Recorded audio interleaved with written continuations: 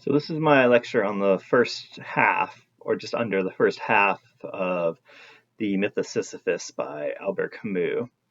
You guys should have watched the crash course video on existentialism that gives you kind of a good basis of understanding of like kind of where Albert Camus is kind of coming from. You don't need to know about all those other authors that were mentioned in it necessarily, but the video provides a very good base for knowing that existentialism is generally about trying to find meaning in life, especially in the face of absurdity, too. Okay? So the first page of the document that I posted, which is originally a translation, of course. Camus is not American after all. So you might find different versions of that text just based on different translations, actually. But with the one I posted, there was first an introduction to Camus himself, and it gives you like a little bit of background on him, just kind of not so much like his life story or anything, but just kind of like, again, where he's coming from. Okay, so there it talks a little about the absurdity of life, which according to some existentialists has to do with the absence of God, but not all existentialists think that way, actually. And it says in the introduction there that the human condition, is characterized by suffering and the certainty of death. Like there's an overarching motif with existentialism. And human reasoning can't accept that as being reasonable, and thus this leads into the absurdity of life that Camus talks about. Recognizing the absurdity of life means that you have to realize that the world is not rational, as the text said there, but rather is irrational, and that people want happiness and reason, but the world is unreasonable, and thus makes it very difficult for you to find happiness, actually. Okay? And absurdity makes people consider suicide once they come to the realization that life is absurd. And very briefly mentions at the end that people have to reject illusion and self-deception. But the problem with that, again, is that once you have rejected those things, then you're confronted with the absurdity of life. Okay, so let's get into specifically what is in the Myth of Sisyphus after that introduction now. Okay, so the first section is titled An Absurd Reasoning, Absurdity, and Suicide. And here Camus starts with saying that suicide is the only serious philosophical problem.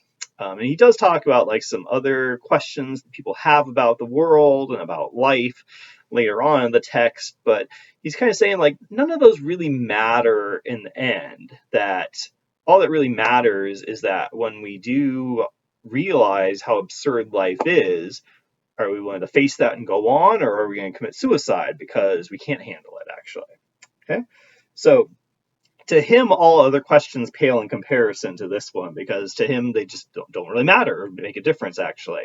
Later on in the text, I think he gives the example about understanding like something like planetary orbits or something like that. And it's something that to him, it just understanding that sort of thing doesn't really matter ultimately. It's not going to make him a happier person, for example, whether he knows or not, actually.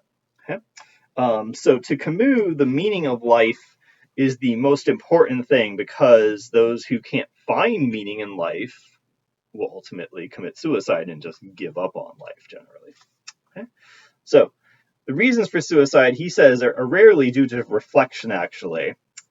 He says that in a footnote that suicide can be an honorable thing, too. It's not always just related to giving up on life because of the absurdity of it, but people can commit suicide for like political protest and such, too. So he does acknowledge that. He's not addressing that otherwise, though. Okay, but it's good of him to like acknowledge that sort of thing. I mean, that is another side of the problem of suicide after all. And that's an important rhetorical device to acknowledge at least that understanding and not just simply like ignoring it. Okay. So then Camus says that ultimately we have to admit that, quote, life is too much for you, or that you do not understand it, end quote. And that for those that consider suicide, that life, quote, is not worth the trouble, end quote. And that also had quotation marks around it because it's an idiom that he's borrowing, actually. Okay, so this is like that big problem that again, he's saying that people face when they realize the absurdity of life, actually. Okay, and that big point here that he brings up on page 2 is that committing suicide means, quote, you have recognized even instinctively the ridiculous character of that habit, the absence of any profound reason for living, the insane character of that daily, next page, agitation, and the uselessness of suffering, end quote, from page 2. Okay, and that without illusions or self-deception about how the world is, or how we are even, that people can feel alien, as he says, or strangers. And this is like that feeling of absurdity that he's talking about ultimately. Okay, moving on to page 3, he says that this is a simple yet insoluble problem. Quote, eluding is the invariable game, and that eluding is hope, actually. End quote. So this is interesting because he's saying that by eluding the truth about things, eluding or avoiding the absurdity of life, avoiding recognizing that is kind of a sign of hope. But he's saying that this is like a futile hope in a way, actually. He goes on to say about hope that, quote, hope of another life one must deserve, or trickery of those who will not live not for life itself, but for some great idea that will transcend it, refine it, give it meaning, and betray it, end quote. And you can see in that quote there that he's basically, criticizing hope, saying that like hoping for something better in the future is not really realistic a lot of times, at least. But it's just a way of like kind of coping with life, but not a realistic way of coping. He's suggesting that you're kind of betraying yourself with hope for the future lots of times. And again, the real problem here is that one commits suicide because, quote, life is not worth living, end quote, from page 3. So this is kind of like, a dual problem here.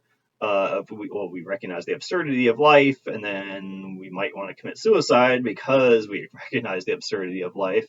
And if we're not recognizing the absurdity of life, you might just purely be ignorant, or you might just be in denial about things too, actually. Okay, setting up false hopes for yourself, potentially. So we see like the dual side of this here, of recognizing absurdity and not recognizing it too, the downsides of both, actually.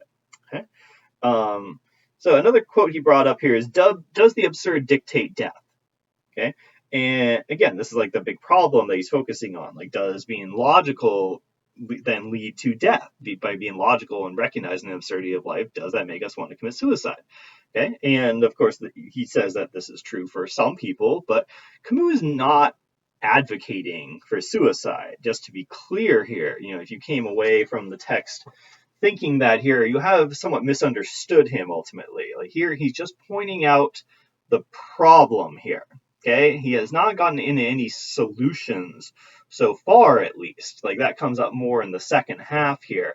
As he says it a few times here, he's basically just presenting ideas that have already been shared by philosophers of the past. Like this comes up later on in the text, like I think especially on page like 8 of the text copy that I gave you guys. So here he's just trying to, as he says, to present the facts here. Like he's just saying this is how it is. He's not saying this is what you should do, or this is what you should not do. He's just saying this is how it is. Life is absurd, and when people recognize that, they consider suicide. Okay, so let's continue on from that point here. Okay, so on page 4, he adds to end this section that it's difficult to continue down the road of answering these questions about like does being logical like dictate death, actually. Like once we start to consider this sort of thing, it's very easy for people to just like kind of give up on that too, on this train of thought, actually, and just let it alone, and then basically remain ignorant at that point. Okay, so now he goes on to his next section, titled Absurd Walls. A good quote I found from the beginning of this section is that, quote, a man remains forever unknown to us, and that there is in him something irreducible that escapes us, end quote. Okay? And I thought this was interesting because he's claiming here that we can never really understand other people, ultimately.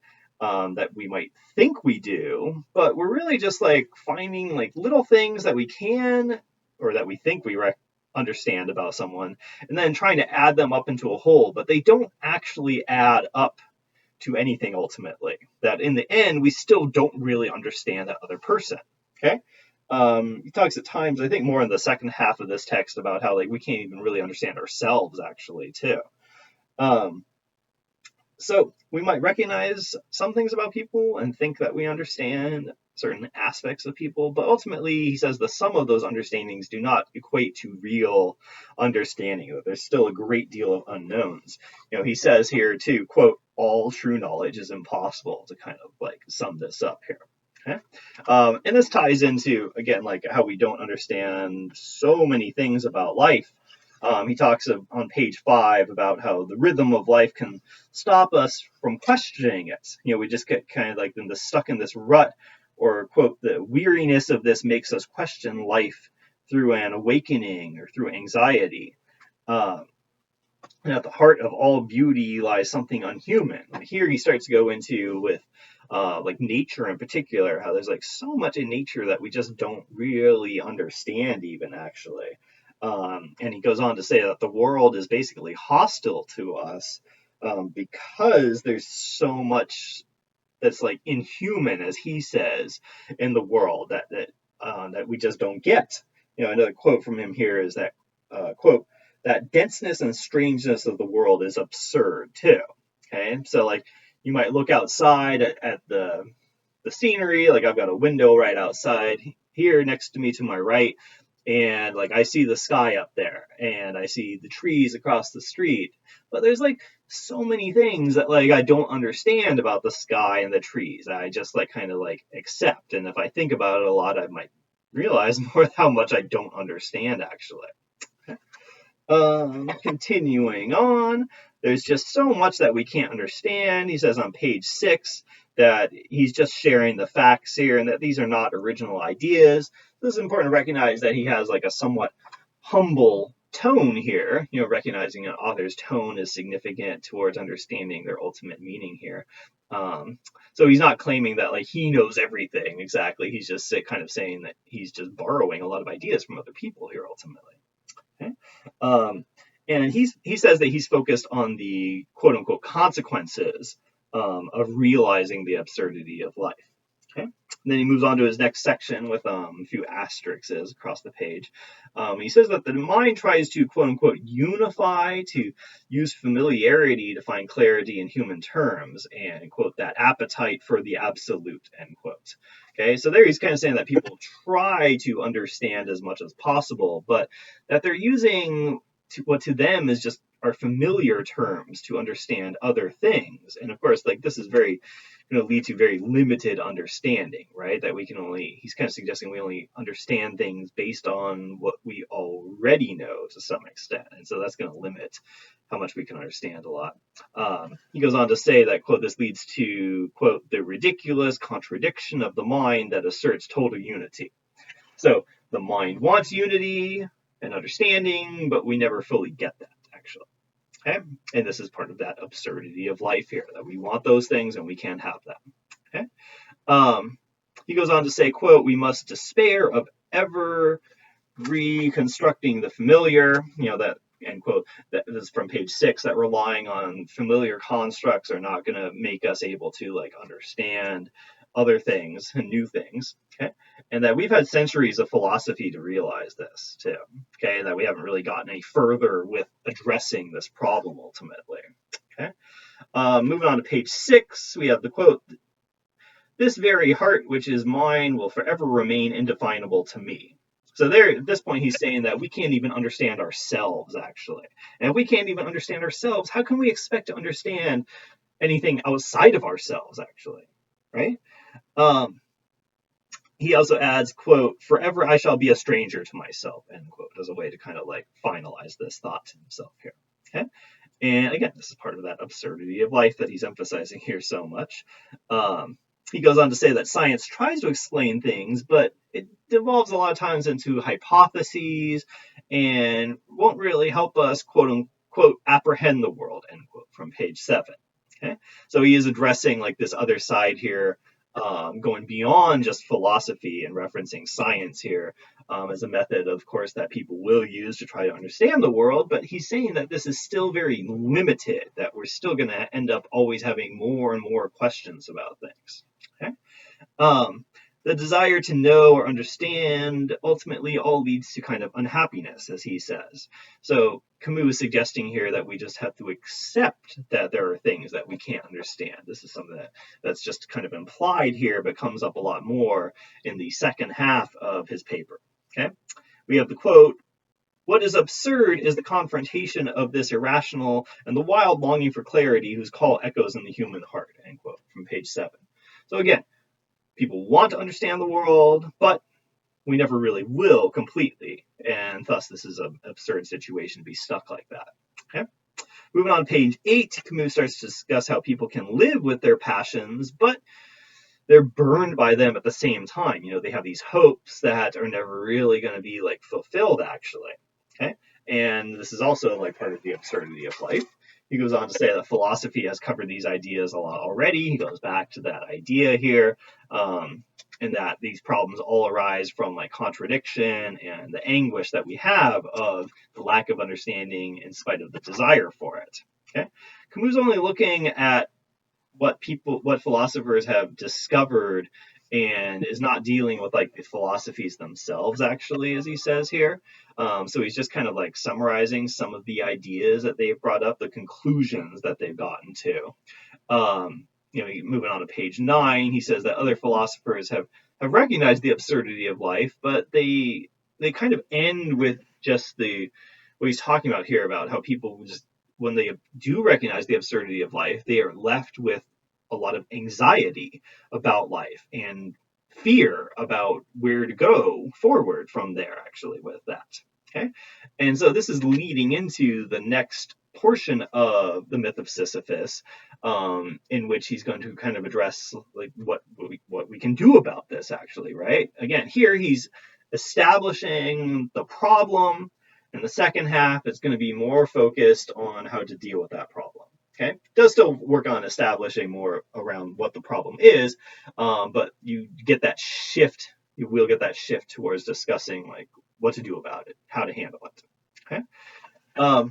Continuing on here, Camus briefly describes a number of philosophers to prove his point. You know, this is his evidence here about how many people have already considered this idea. It's been considered like for hundreds of years, for centuries, as he says, but that we're just kind of like stuck at this point here. We can recognize the absurdity of life, but he says that philosophers haven't really like gone forward from there, from like just the general consequences of it. And again, this is leading into what he's going to suggest for how to deal with it ultimately. Okay.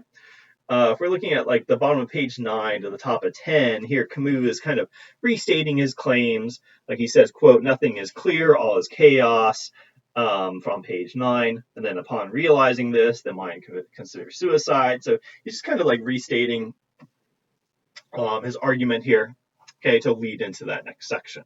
Okay. One last quote that I thought was interesting here is that the absurd is born of this confrontation between the human need and the unreasonable silence of the world, end quote.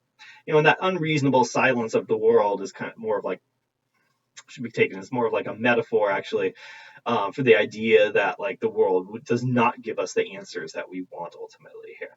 Okay. So hopefully that was helpful to you guys, understanding this first half or so. It's a little under the first half of the text here. And remember, the rest of the text should be read by Wednesday, when I will post another video lecture.